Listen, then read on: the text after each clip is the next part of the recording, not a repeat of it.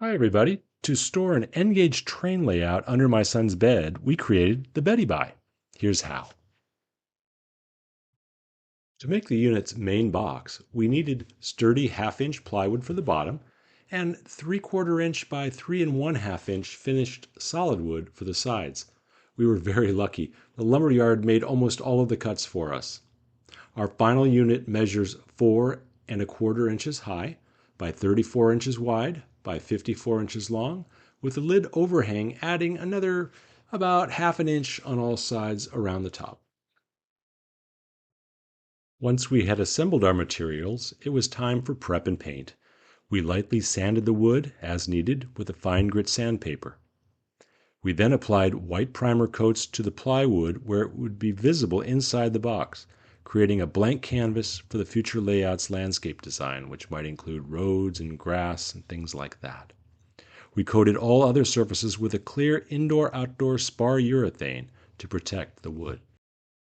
Once the paint and urethane were dry, we glued the pre-cut side pieces to the plywood, clamping them until they were dry. We then used 1 5/8 by 8 gauge deck screws to hold the side pieces together. Once the glue dried, we flipped the unit over. We drilled pilot holes at regular intervals around the perimeter so that we could further strengthen the box with deck screws. Be sure to measure carefully when doing this. Before installing the screws, we used a countersink drill bit on each pilot hole so the screw heads would sit flush with the wood. 1 5/8 by 8 gauge deck screws fit the bill here as well. We had a little fun assembling various track layouts within the confines of the unit, and we're pleased to see that our design could accommodate them.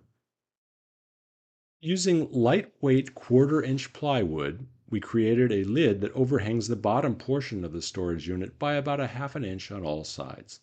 3/4 inch square hardwood pieces form a ridge to hold the lid snugly in place. Again, we coated all surfaces with a clear indoor-outdoor spar urethane to protect the wood. Once dry, we measured and laid out the 3/4 inch square pieces to ensure the lid would fit snug, but not too snug, once placed on the storage unit. We glued the pre-cut pieces to the plywood, clamping them until dry. Once the glue dried, we flipped the lid over. We measured carefully and drilled pilot holes at regular intervals around the perimeter, and again used a countersink drill bit on each pilot hole to ensure the screw heads would sit flush with the wood.